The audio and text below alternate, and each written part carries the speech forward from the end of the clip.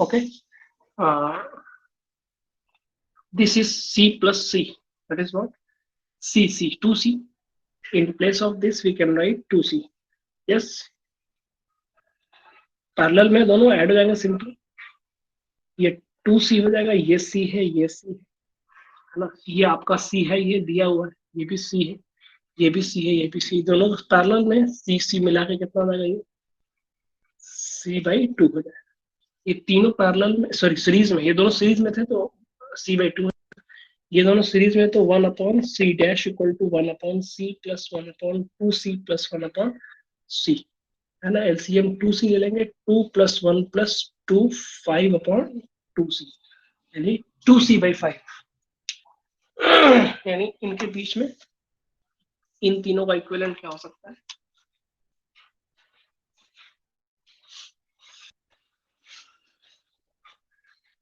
To C by 5. ये तीनों आपस में पैरेलल हो गए, ऐड कर देंगे तो C इक्विवेलेंट आ जाएगा. इसका C हो जाएगा और इसका C/2 हो जाएगा या 2C/5 हो जाएगा है ना. 10 एलसीएम ले लेंगे, कितना बचेगा? 10C plus 5C plus 4C 19C/10. ये आ रहा है सबका. कुछ गड़बड़ हो गया मुझसे?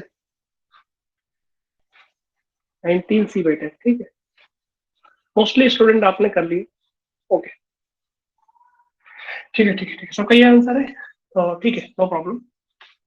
Now let us start new topic that is dielectric. Write down heading dielectrics. Heading dielectrics.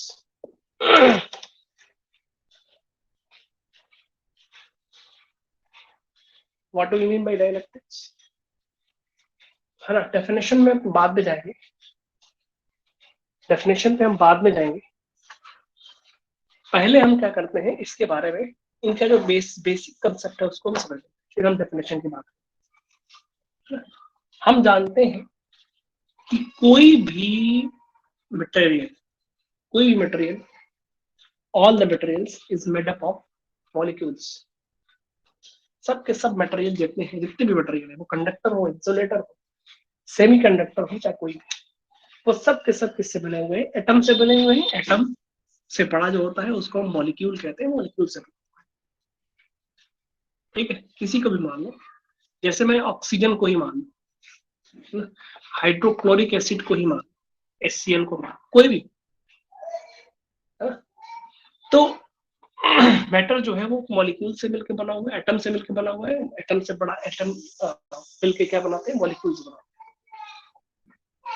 तो ऑक्सीजन को और HCl में, इन दोनों में अगर ध्यान से देखा जाए, अगर मैं HCl की बात करता हूं, HCl, O2 को छोड़ दो अभी, तो Cl पे पार्शियल माइनस और H पे पार्शियल प्लस होता है ना. ये इलेक्ट्रॉन को डोनेट करने की एबिलिटी है इसके अंदर, और इसको इलेक्ट्रॉन को गेन करने की एबिलिटी है ना. तो ये पॉजिटिव और नेगेटिव से मिलकर बना हुआ है ना. तो अगर कोई मॉलिक्यूल, मान लेते हैं ये एक मॉलिक्यूल है, ये एक मॉलिक्यूल है, ये एक मॉलिक्यूल है, ये अलग अलग मॉलिक्यूल्स है ना. इनमें कहीं पॉजिटिव, मॉलिक्यूल के एक साइड में पॉजिटिव और दूसरे साइड में नेगेटिव, एक पॉजिटिव दूसरे साइड में नेगेटिव, एक साइड में पॉजिटिव दूसरे साइड में नेगेटिव, एक साइड में पॉजिटिव, एक साइड में पॉजिटिव दूसरे साइड में नेगेटिव. तो मॉलिक्यूल्स के अंदर जितनी पॉजिटिविटी होती है उतनी नेगेटिविटी होती है. तो इस तरह से मैटर बनता है ना. ये ध्यान रखेंगे कि हम अगर किसी एक पर्टिकुलर मॉलिक्यूल को ले लेते हैं, अगर ये पॉजिटिव है, ये नेगेटिव है, तो it will develop an electric field from positive to negative. तो इस पूरे सिंबल को, इस पूरे को ना लिख के हम सिर्फ एरो बना दें, अगर means this is a molecule having positive and negative sign symbols है. ठीक है. तो अगर मैं मैटर को फिर से बनाना चाहो, इसी मैटर को फिर से बनाना चाहो इस तरह से, तो मैटर के अंदर जो मॉलिक्यूल्स है वो इलेक्ट्रिक फील्ड जनरेट कर रहे हैं in random direction, in random direction. इसकी कोई पर्टिकुलर डायरेक्शन नहीं, समझ में आई बात? एक पर्टिकुलर डायरेक्शन नहीं। ये मॉलिक्यूल कुछ इस तरह से अरेंज होते हैं, कुछ इस तरह से अरेंज होते हैं कि सब एक दूसरे की फील्ड को, यानी नेट इलेक्ट्रिक फील्ड अगर देखा जाए तो ये zero, net electric field is zero. Electric field individual atom की, इंडिविजुअल मॉलिक्यूल की इलेक्ट्रिक फील्ड होती, okay, but there is no electric field overall, overall कोई इलेक्ट्रिक फील्ड नहीं। समझ में आ रही बात? यस और नो, या एक बार फिर से समझाएं इस बात को? गेटिंग और not? You can type yes, getting, सभी लोग लिखो, कोई प्रॉब्लम? बहुत सिंपल सी चीज बता रहा हूँ, अभी मैं मेन उस पे नहीं जा रहा, मेन टॉपिक पे नहीं जा रहा, मैं डेफिनेशन पे नहीं जा रहा हूँ, पहले मैं बेसिक चीज समझा रहा हूँ। बेसिक क्या, एकदम एबीसीडी। वंस मोर, ठीक है, मोस्टली स्टूडेंट को समझ में आ गया, ठीक है, फिर से बताता हूँ। मैं अभी डेफिनेशन की बात ही, डायलेक्ट्रिक की बात ही नहीं कर रहा हूँ, मैं अभी बात कर रहा हूँ बेसिक चीज की, जो समझाना है मुझे। बेस, बेस क्या है कि कोई भी मैटर जो है वो मॉलिक्यूल से बना हुआ है, और हर एक मॉलिक्यूल, ये मॉलिक्यूल अगर मान लिया जाए तो उसके अंदर पॉजिटिविटी और नेगेटिविटी दोनों होती है, जैसे हमने माना था HCl, O2 को भी मान सकते हैं। इस पे पार्शियल पॉजिटिव, इस पे पार्शियल नेगेटिव होता है। It has ability to donate the electron and chlorine has ability to gain the electron, that's why it is partial positive and it is partial negative. तो इस एटम को, molecule को अगर देखा जाए, इस मॉलिक्यूल में पॉजिटिव और नेगेटिव एग्जिस्ट करना, that means individual molecule will have electric field in that direction from positive to negative. तो इस मॉलिक्यूल को हम सिर्फ एरो से दिखा सकते हैं, एरो से। तो ये मैटर, ये यहाँ पे क्या होगा, रैंडम डायरेक्शन में मॉलिक्यूल्स अरेंज होंगे कुछ इस तरह से। रैंडम, लिखना नहीं है, बस समझा रहा हूँ बेसिक। तो रैंडम डायरेक्शन में ये इलेक्ट्रिक क्या नाम है कि मॉलिक्यूल्स अरेंज होंगे। Each molecule will have electric field, each individual molecule will have electric field, but overall electric field is same. मतलब कुछ इस तरह से अरेंज होंगे कि एक दूसरे के इलेक्ट्रिक फील्ड को ये नलीफाई या कैंसिल आउट कर देंगे। समझ में आया? अब बात आती है कि जो मॉलिक्यूल्स हैं वो मूवेबल है या नहीं। मैं बहुत सिंपल सी लैंग्वेज में बता दिया था पहले कि इफ द मॉलिक्यूल्स या if the charge is movable with in the material, within the lattice, अगर ये चार्ज लैटिस के अंदर मूवेबल है तब ये कंडक्टर है, अगर ये मूवेबल नहीं है तो ये इंसुलेटर है। इंसुलेटर के अंदर भी चार्ज होता है, ये ध्यान रखना, इंसुलेटर के अंदर भी चार्ज हो सकता है, होता है, लेकिन इंसुलेटर के अंदर चार्ज मूव नहीं। ये एक पर्टिकुलर पॉइंट पे अगर फिक्स्ड हो जाए, है ना, हम कितनी भी इलेक्ट्रिक फील्ड अप्लाई करते हैं, एक पर्टिकुलर पॉइंट पे फिक्स्ड हो जाएंगे, that means they are insulator, the material is insulator. और अगर ये it has ability to move within the matter, that means the material is conductor। तो ना, अब बात आती है कि डाई इलेक्ट्रिक्स क्या होते हैं। डाई इलेक्ट्रिक्स जो होते हैं वो इंसुलेटर, ध्यान से समझना, डाई इलेक्ट्रिक्स, मैं कह रहा हूं कि ये कुछ इस तरह से अरेंज होंगे कि ये ओवरऑल इलेक्ट्रिक फील्ड को नलिफाई कर। फॉर एग्जांपल, एक मॉलिक्यूल अगर इधर कर रहा है और एक मॉलिक्यूल इधर कर रहा है, तो दोनों इंडिविजुअल इलेक्ट्रिक फील्ड जनरेट कर रहे हैं और दोनों की इलेक्ट्रिक फील्ड की स्ट्रेंथ भी सेम है, but they are in opposite direction, that means overall there is no electric field. तो इस तरह से एक दो नहीं है, यहाँ पे दो मॉलिक्यूल यहाँ पे नहीं है, बल्कि मिलियंस ऑफ मॉलिक्यूल्स। तो उनका अरेंजमेंट कुछ इस तरह से होता है, कोई इधर है, कोई इधर है, कोई इधर है, कुछ इस तरह से होता है। ये सब एक दूसरे के को नलिफाई करते हैं। क्लियर होगी बात? आर्या, ये तो बहुत सिंपल सी बात है, मतलब यहाँ पे मैं दिखाया नहीं हूँ कि किस तरह से अरेंज है, बस एक दूसरे को कुछ इस तरह से होंगे। अगर मान लो यहाँ पे 100 मॉलिक्यूल्स होंगे तो 100 मॉलिक्यूल्स होंगे तो 25 की डायरेक्शन ये होगी, 25 की ये डायरेक्शन होगी, 25 की ये और 25 की ये, तो सब बराबर हो जाएगा, ऑल डायरेक्शन में सारे मॉलिक्यूल सेम होंगे, इसलिए ओवरऑल इलेक्ट्रिक फील्ड जो है वो जीरो होगा। कहने का मतलब ये होगा, यहाँ पे हमको ये सब नहीं पढ़ना, बस इतना ध्यान रखना है कि the molecules will be arranged in such a way that means that the electric field, overall electric field through the material is zero. तो डाइलेक्ट्रिक्स क्या होते हैं? डाइलेक्ट्रिक्स आर इंसुलेटर्स, ठीक है ना, ये इंसुलेटर होते हैं। तो फिर इसका बेनिफिट क्या होता है? बेनिफिट देखना क्या होता है ना। तो डाइलेक्ट्रिक्स क्या होते हैं, इसकी डेफिनेशन आप लिखोगे पहले, तो राइट डाउन डेफिनेशन, तो इसको समझ समझ के लिखना, अभी देखो समझ में सब आ जाएगा। Dielectrics. A dielectrics. A dielectric is a substance. A dielectric is a substance which does not allow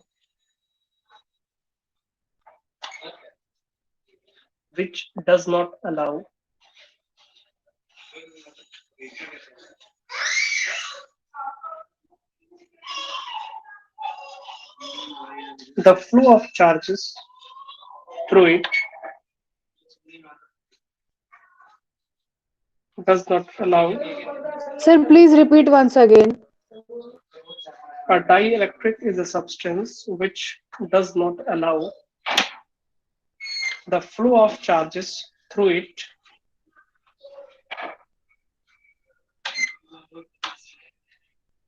does not allow the flow of charges through it. तो ये किसकी प्रॉपर्टी हो गई? ये प्रॉपर्टी हो गई हमारी इंसुलेटर की, but permits them to exert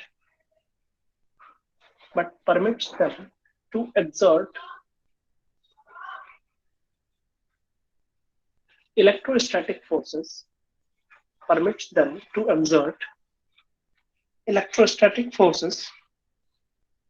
on one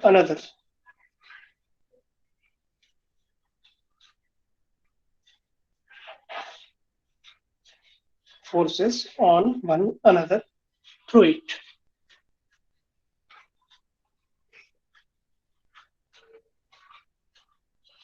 Okay, इसी के आगे लिखना, a dielectric is essentially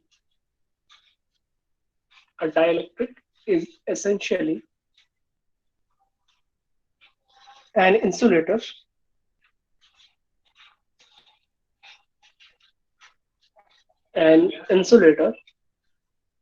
which can be polarized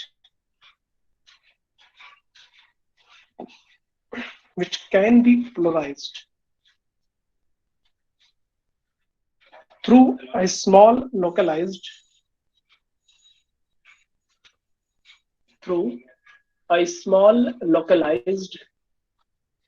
displacement.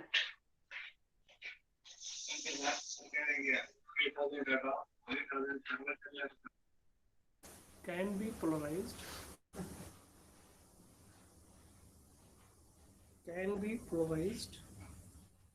through a small localized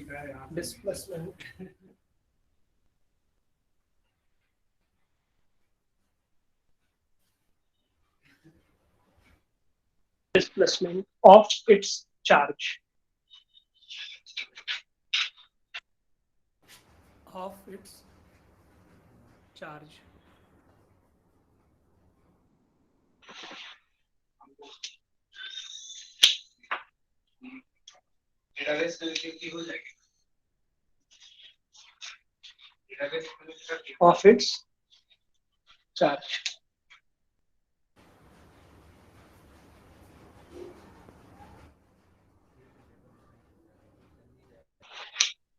Of its charge. देखो यहाँ पे लोकलाइज्ड का क्या मतलब है ना, लोकलाइज्ड का देखो एक एक वर्ड की मीनिंग हमको पता होना चाहिए। What is the meaning of localised? Localised का हुआ कि वो अपने ही प्लेस पे वो रोटेशन, डिस्प्लेसमेंट जो होगा वो अपने ही प्लेस पे होगा, यानी वो आगे पीछे नहीं जाएगा, मूवमेंट नहीं होगा। मतलब हमने पहले ही बता दिया कि द मटेरियल इज इंसुलेटर। जो मटेरियल है हमारा वो क्या है, इंसुलेटर है। इंसुलेटर का मतलब इसमें चार्ज का मूवमेंट नहीं होगा। तो जो भी चार्ज होगा वो लोकलाइज्ड होगा, लोकलाइज्ड डिस्प्लेसमेंट जो होगा वो लोकलाइज्ड होगा, मीन्स अपने ही प्लेस पे वो अपने आप डिस्प्लेसमेंट ना, तो एंगुलर डिस्प्लेसमेंट करेगा। ठीक है ना। अब आगे आगे और क्लियर हो जाएगी बातें। उसको आप लोग लिखोगे नेक्स्ट, आप लिखोगे, हेडिंग लिखोगे difference in the behaviour of difference in the behavior of a conductor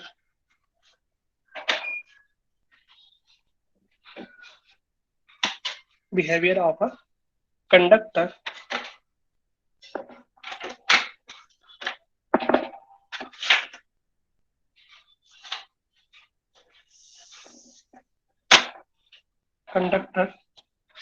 and a dielectric conductor and a dielectric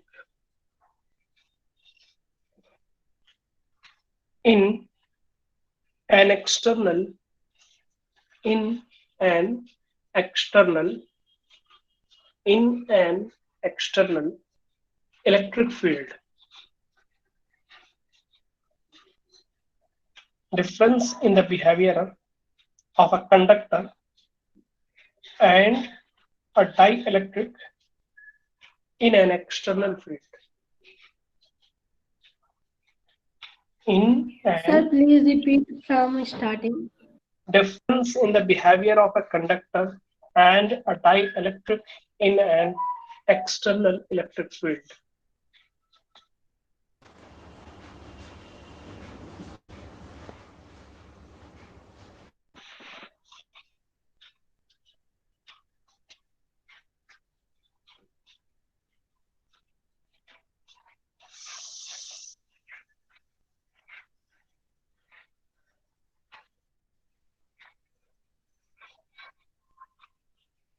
है ना। इसे इसमें कहा गया है कि मान लेते हैं कि कोई इलेक्ट्रिक फील्ड है, या एक्सटर्नल इलेक्ट्रिक फील्ड है ना, ये एक्सटर्नल इलेक्ट्रिक फील्ड है, इसमें किसी मटेरियल को रखा जाए, ये मान लो material external electric field, let us suppose E naught external electric field है। एक्सटर्नल इलेक्ट्रिक फील्ड हमारी ये होगी ई नॉट, एंड इंटरनल जो होगी हमारा, इसको हम बोलेंगे ई इंड्यूस्ड, IND। दोनों बराबर होगी किस केस में, कंडक्टर के केस में, है ना। नोट इट डाउन, यहाँ पे नेगेटिव नेगेटिव नेगेटिव आ जाएगा, यहाँ पे positive positive positive. Note it down fast, draw the figure. Sir, please repeat the heading once more. हाँ, इतना आराम से तो बोलता हूँ मैं, एक बार एक वर्ड को 3 बार बोलता हूँ फिर। सर, नेटवर्क प्रॉब्लम हो गई थी। Difference in the behaviour of a conductor, difference in the behavior of a conductor and a dielectric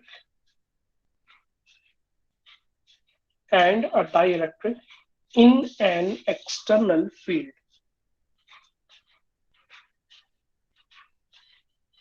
In an external field क्या मतलब क्या होगा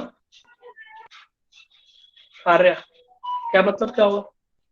यहाँ पे इलेक्ट्रिक फील्ड में जब कंडक्टर को हम प्लेस करते हैं तो इक्वल अमाउंट में पॉजिटिव चार्ज इंड्यूस हो जाता है, मींस इक्वल अपोजिट डायरेक्शन में सेम इलेक्ट्रिक फील्ड इंड्यूस हो जाती है।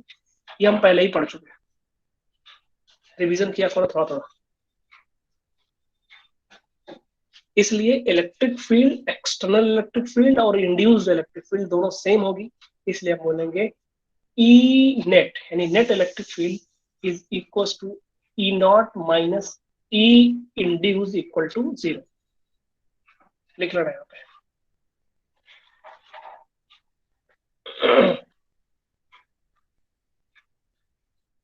फिर उसके बाद हम दूसरा बनाएंगे। इस टाइम पे हम मटेरियल जो रखेंगे वो हमारा डाई इलेक्ट्रिक होगा, डाइलेक्ट्रिक सब्सटेंस होगा। एक्सटर्नल फील्ड ज्यादा होगी और इंड्यूस्ड वाले जो होगी वो थोड़ा सा कम होगी। तो induced electric field is less than E not.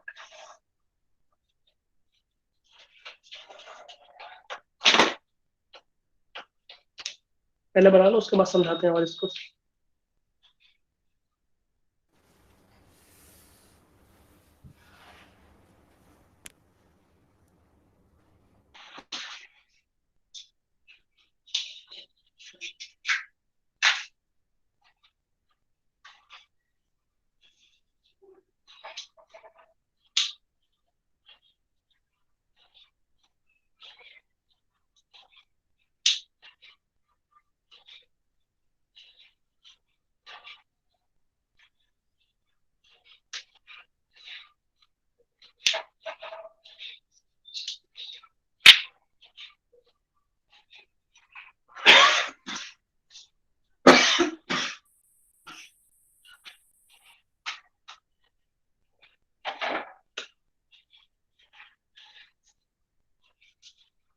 देखो कैसे हो रहा होगा, ये दोनों को समझाते हैं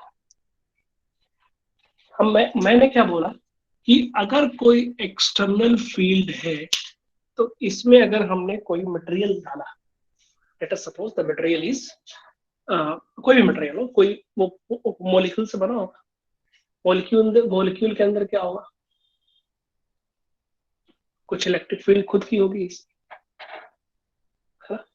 मतलब क्या हुआ कि ये कोई मॉलिक्यूल था, it has some positive and negative charge. अगर हमने इसको, पहले हम मान लेते हैं कि किसी भी एक्सटर्नल फील्ड में हमने नहीं रखा, late us suppose the molecule is like that. when we increase the external field, what will happen with the molecule? ये मॉलिक्यूल क्या करेगा, इस मॉलिक्यूल के साथ क्या होगा कि ये वाला नेगेटिव चार्ज यहाँ पे पॉजिटिव होता है, सबको पता है, यहाँ पे क्या होता है, नेगेटिव होता है, सबको पता है। this negative charge will attract toward the positive plate and positive will attract toward the negative plate. It means it will rotate like that, यानी ये डिस्प्लेसमेंट करेगा अपने ही पोजीशन पे, अपने ही पोजीशन पे ये क्या करेगा, ये लोकलाइज्ड डिस्प्लेसमेंट करेगा, है ना? लोकलाइज्ड डिस्प्लेसमेंट करेगा, ये घूमने की कोशिश करेगा, है ना? तो इस तरह से एक मॉलिक्यूल तो होगा नहीं, बहुत सारे मॉलिक्यूल्स होंगे, बहुत सारे मॉलिक्यूल्स होंगे। ये कुछ इस तरह से होगा, ये इस तरह से होगा, ये इस तरह से होगा, ये रैंडमली अरेंज होगा। अभी बता दें कि रैंडमली अरेंज होता है, रैंडमली अरेंज है, इसका मतलब क्या हुआ, रैंडमली अरेंज है तो ये नेट इलेक्ट्रिक फील्ड 0 शो कर रहा है। लेकिन जैसे ही हम इसमें एक्सटर्नल फील्ड देंगे, एक्सटर्नल फील्ड जैसे ही देंगे तो कंडक्टर के केस में क्या होगा कि सारे चार्जेस तो शिफ्ट हो जाएंगे, सारे चार्जेस शिफ्ट हो जाएंगे, पॉजिटिव वाला नेगेटिव प्लेट की तरफ, नेगेटिव वाला पॉजिटिव प्लेट की तरफ शिफ्ट हो जाएगा, जिससे क्या हुआ, इलेक्ट्रिक फील्ड जो इंड्यूस होगी अपोजिट डायरेक्शन में वो सेम होगी। लेकिन अगर मैं इंसुलेटर के केस की बात करूं तो वो अपने ही प्लेस पे वो क्या करेंगे, लोकलाइज्ड डिस्प्लेसमेंट करेंगे इंसुलेटर के केस में, क्योंकि वो मूव नहीं कर सकते ना, वो चार्ज ये वाला उठ के यहाँ नहीं आ सकता, जैसा कि इसमें हुआ, कंडक्टर के केस में हुआ कि चार्ज ये मूवमेंट कर रहा है ना, ये लोकलाइज मूवमेंट नहीं है बल्कि ये मूवमेंट हुआ, मतलब चार्ज जो है अपने प्लेस को छोड़ के दूसरे प्लेस पे चले जाए, है ना? लेकिन इंसुलेटर या डाइलेक्ट्रिक की यानी इंसुलेटर के केस में ऐसा नहीं होता है। इंसुलेटर के केस में क्या होता है कि वो अपने ही प्लेस पे रोटेशन करते हैं। तो ये जो अलग अलग डायरेक्शन में मॉलिक्यूल्स थे, एक टाइम के बाद क्या आएंगे, ये एक पर्टिकुलर डायरेक्शन में आ जाएंगे ना, एक पर्टिकुलर अपने ही प्लेस पे होंगे लेकिन सबकी डायरेक्शन सेम हो जाएगी। ध्यान रखना इस बात का, सबकी डायरेक्शन सेम हो जाएगी। एक्सटर्नल फील्ड जैसे ही हम अप्लाई करेंगे, एक्सटर्नल फील्ड जैसे ही हम अप्लाई करेंगे, इन सब की जो रोटेशन है वो सब घूम के क्या करेंगे, एक पर्टिकुलर डायरेक्शन में हो जाएंगे। ये भी इलेक्ट्रिक फील्ड के अपोजिट डायरेक्शन में हो जाएगी। क्यों? क्योंकि जो भी मॉलिक्यूल हमारा होगा, इधर पॉजिटिव प्लेट है सबको पता है, इधर नेगेटिव प्लेट है सबको पता है, तो नेगेटिव वाला इधर जाएगा, पॉजिटिव वाला इधर। External electric field from positive to negative, internal induced जो है that will be in positive to negative, opposite direction में। तो induced electric field is opposite to the external field, but induced electric field will be less than the external field. कुछ concept समझ में आया? Conductor के case में charge का movement हो जाता है, बेसिक चीज है, यहाँ पे ध्यान रखना।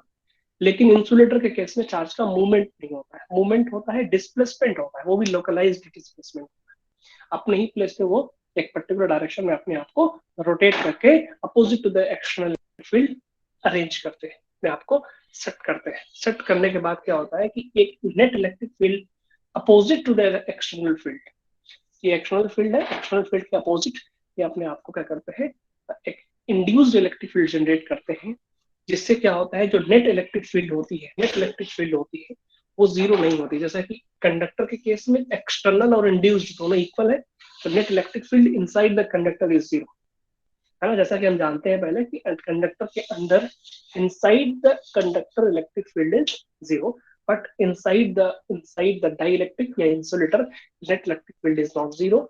ये क्या हो जाएगा, नेट इलेक्ट्रिक फील्ड हमको निकालना होगा, इसी में नीचे लास्ट में लिख देना, यहाँ पे लास्ट में आप लिख सकते हो कि E net is equal to E naught minus E induced, it is not equal to zero.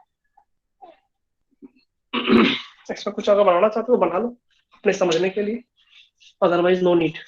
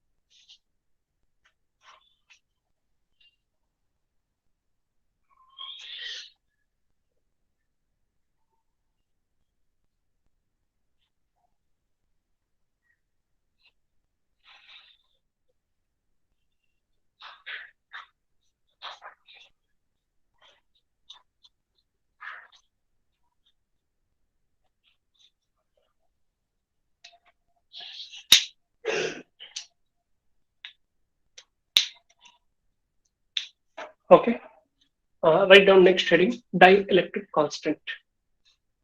Dielectric constant.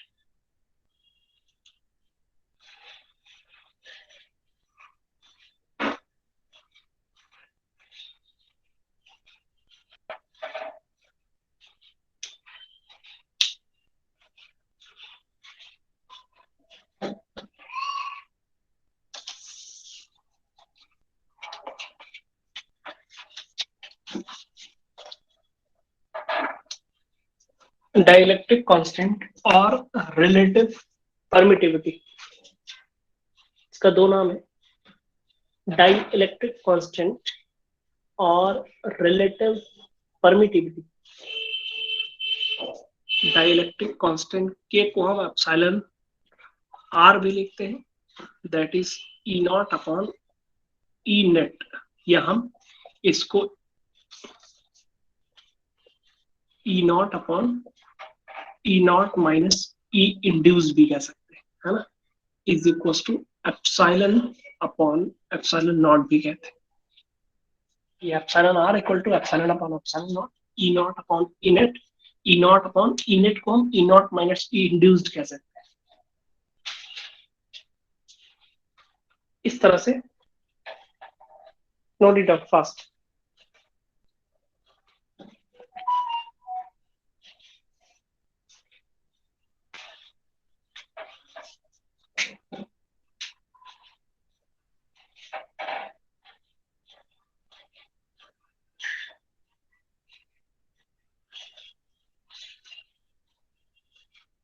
Done, okay, इसमें कोई दिक्कत नहीं, इसको याद रखना है। Write down, write down the derivation what is main derivation? ये एक डेरिवेशन है, इंपॉर्टेंट है, इसको याद रखना आप. Write down capacitance of a parallel plate capacitor. Capacitance of a parallel plate capacitor. Capacitance of a parallel plate capacitor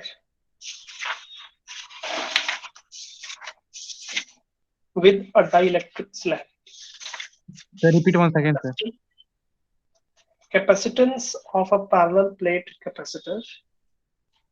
Capacitance of a parallel plate capacitor with a dielectric slab. SLAB. With a dielectric slab. Important derivation है.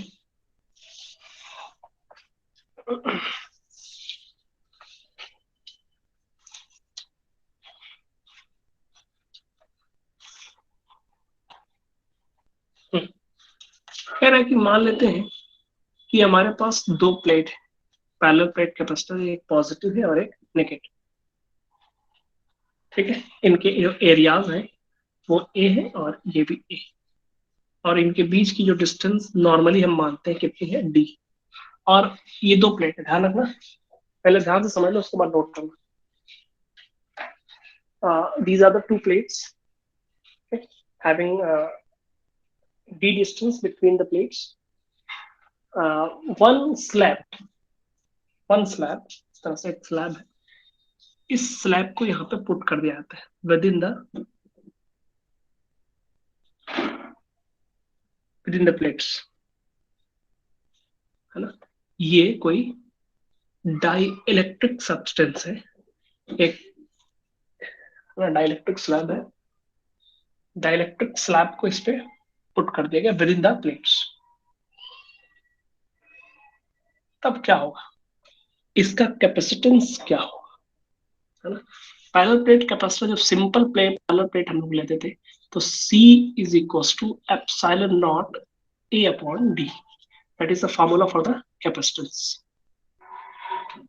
C equal to epsilon naught A upon D, है ये formula.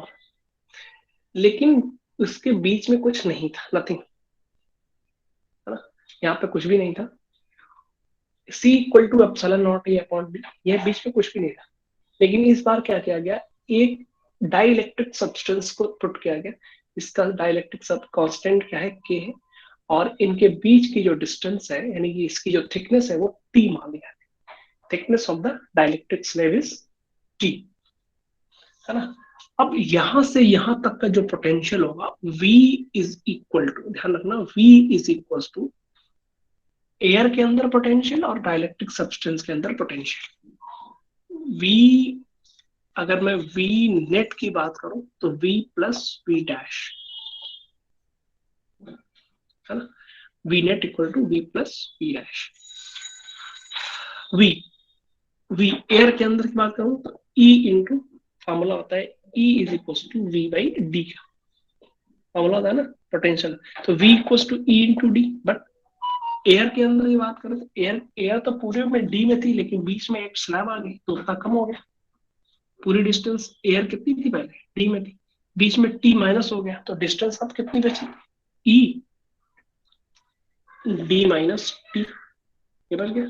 और फिर plus इसके अंदर इसके across potential difference कितना होगा, E इंटू T. एक बात याद रखना, जब हम इसकी बात कर रहे थे, एयर की बात कर रहे थे, तो एयर में हमने E नॉट ले लिया, है ना. जब हम बात कर रहे थे इसके अंदर की तो हम क्या बोलेंगे, E नेट बोलेंगे. नेट इलेक्ट्रिक डाइलेक्ट्रिक स्लैब के अंदर E इंटू T, है ना. तो नोट करो पहले इतना.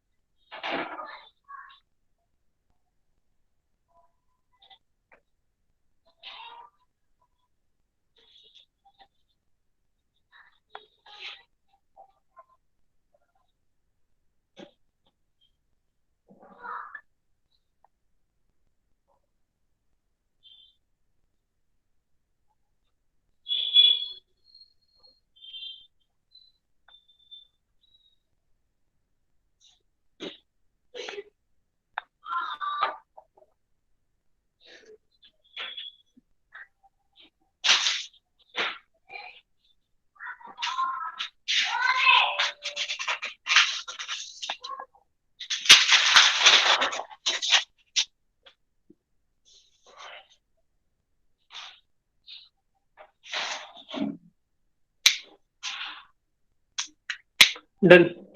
ओके, तो यहाँ आप देखोगे ध्यान से कि हमको कैपेसिटेंस निकालना है। Capacitance C is equal to Q upon V formula होता है। तो हमको Q अपॉन V निकालना है, पहले C निकालना है।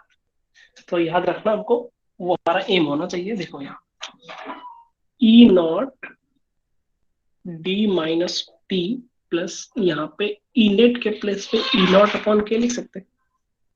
आपने अभी पीछे फार्मूला क्या लिखा हुआ है याद करो, E naught upon E net equal to K. तो E नेट इक्वल टू कितना है, E नॉट अपॉन के हो जाएगा।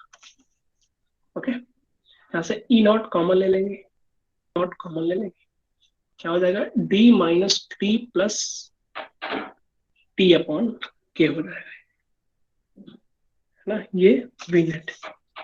अब क्या होता है, sigma upon epsilon not, sigma upon epsilon not होता है। यहाँ पे D minus T plus T upon के हो जाएगा। सिग्मा को हम क्या लिख सकते हैं, क्यू बाई ए लिख सकते हैं, epsilon not D minus T plus T upon के। ये वी नेट हो जाएगा, नोट करो। C is equals to Q upon V net। तो epsilon naught A upon D minus T plus T upon के हो जाएगा formula. This is the formula. तो इस फार्मूले को अगर हम फिर से लिखना चाहें एक बार, नोट करते रहो, तो फार्मूला ये हमारा हो जाएगा epsilon naught A upon D minus T plus T upon K. This is the formula for the capacitance of a capacitor with dielectric slab. Capacitance of a capacitor with dielectric slab.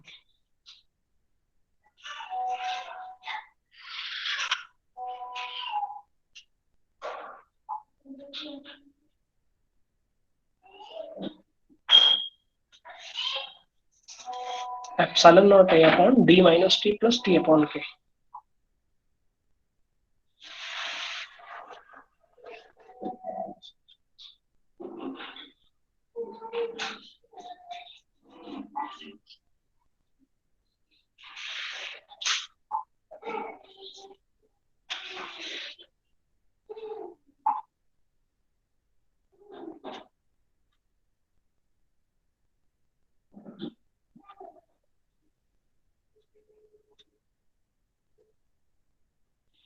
Done.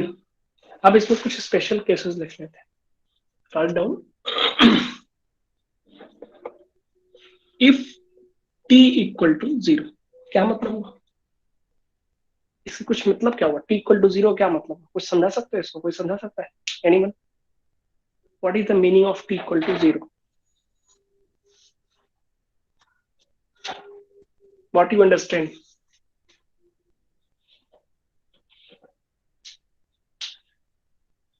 Dielectric plate, what? Dielectric plate, what?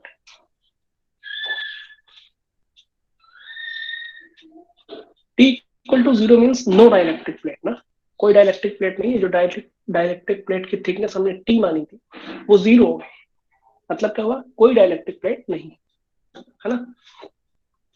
लिख लेना, no dielectric plate. C is equals to epsilon naught A upon, क्या हो जाएगा, C is equals to epsilon naught A upon T equal to 0। कितना हो जाएगा ये,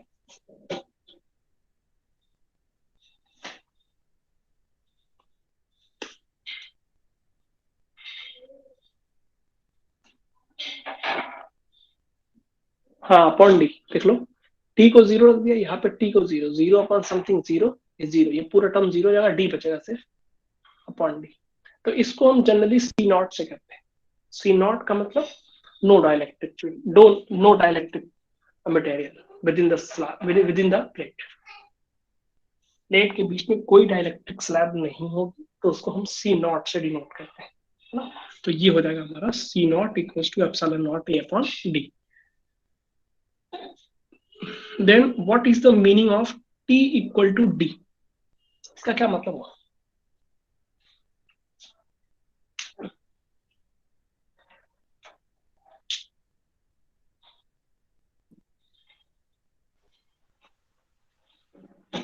T equal to D, इसका कुछ मतलब समझा सकते हो? जैसे टी इक्वल टू 0 वैसे T equal to D. What is the meaning of this?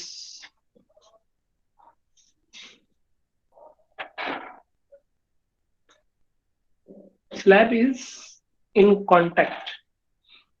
Contact में तो वैसे भी हो सकती है नो प्रॉब्लम।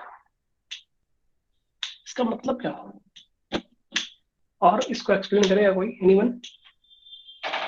अरे जैसे टी इक्वल टू 0 का मतलब मैं क्या बताया, नो डाइलेक्ट्रिक स्लैब। वैसे T equal to D, thickness equal to distance, हाँ वो तो ठीक है, ये भी ठीक मैक्सिमम। है। हाँ मैक्सिमम भी ठीक है, लेकिन उसका और इजी लैंग्वेज होता है, सिंपल, सिंपलेस्ट। मैक्सिमम भी हो सकता है, डिस्टेंस इक्वल टू थिकनेस भी हो सकता है, नो स्पेस भी हो सकता है, ठीक है। और भी इससे सिंपल हो जाता है, नो एयर गैप, ये भी ठीक है। सब कुछ ठीक है, लैंग्वेज आपके सबकी ठीक है, ये भी ठीक है, कोई दिक्कत नहीं है। लेकिन मैं जो सुनना चाहता हूँ जो जनरली बुक्स में लिखा हुआ, सी मिनिमम। सी मिनिमम कहाँ होगा? सी मैक्सिमम होगा ना। बताऊंगा अभी कैसे मैक्सिमम होगा।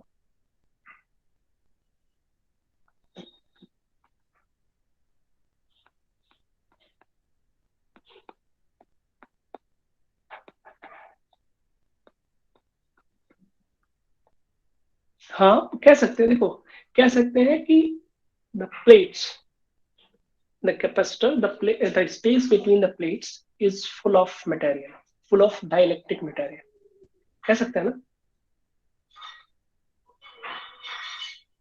डिस्टेंस बिटवीन द प्लेट्स या gap between the plates is full of dielectric material, जो जनरली बुक की लैंग्वेज है वो बता। बाकी आप लोगों ने कई लैंग्वेज में लिखा हुआ है, इसमें कोई भी गलत नहीं है, सबका मतलब वही है लगभग लगभग, एक को छोड़ के, मिनिमम नहीं वो मैक्सिमम होगा, बाकी सब ठीक है।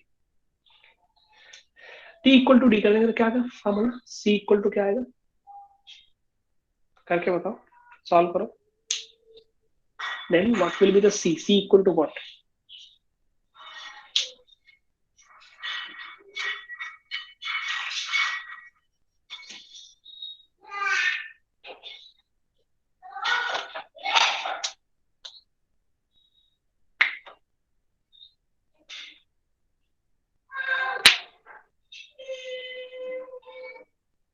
टी बाई के नहीं, के को ऊपर ले जाएंगे ना, गिन्नी सिंह मैथ्स के स्टूडेंट, क्या बताए।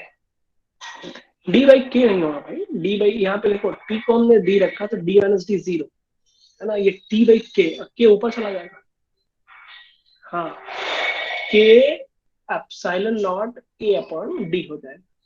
सिंपल लैंग्वेज नहीं आती है, मैथ वालों को तो मन करता है पीटी।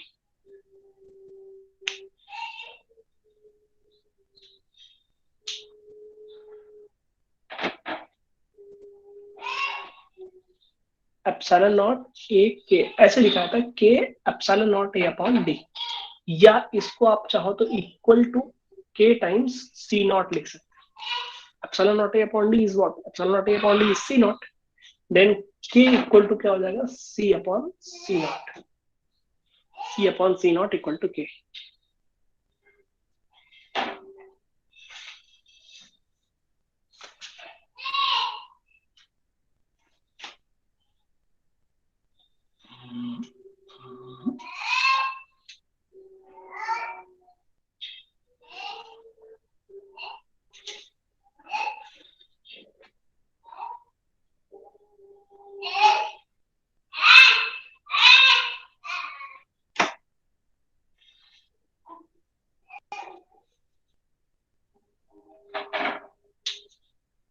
Okay done.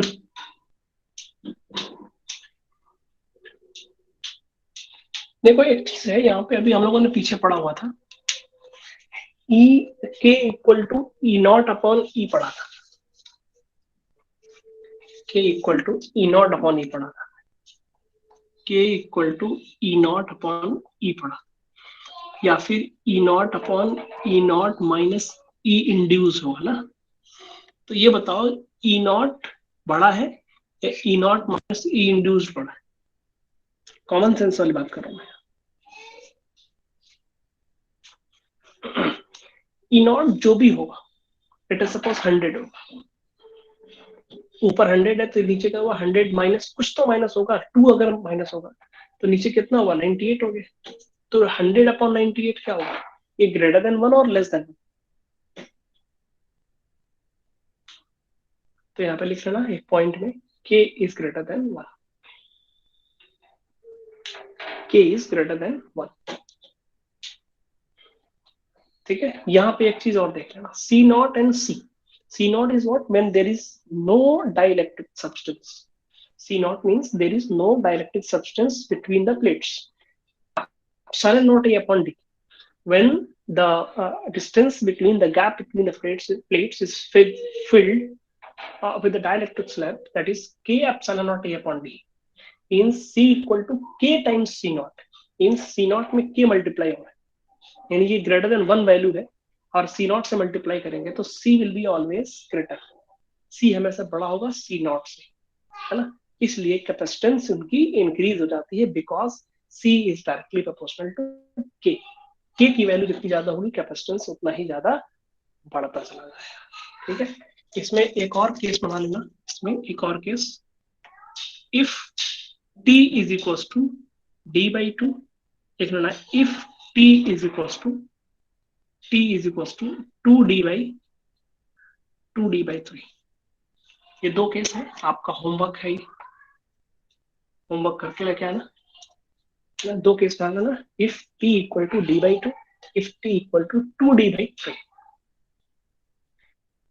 दो केस बना के सॉल्व करके लेके आओगे, कल हम लोग इसके आगे बात करते हैं। ओके